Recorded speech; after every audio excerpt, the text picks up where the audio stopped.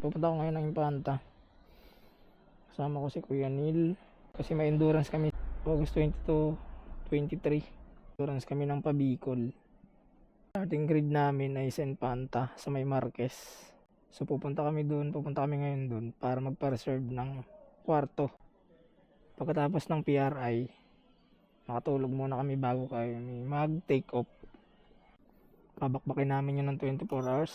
Bicol yun, balikan, papuntang Marquez.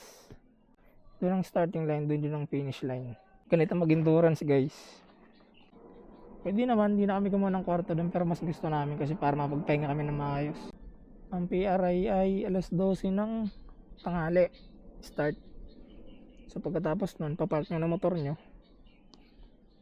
Wala yung gagawin, magganti na lang kayo ng jump off ng pag-alis nyo. So kita-kits tayo.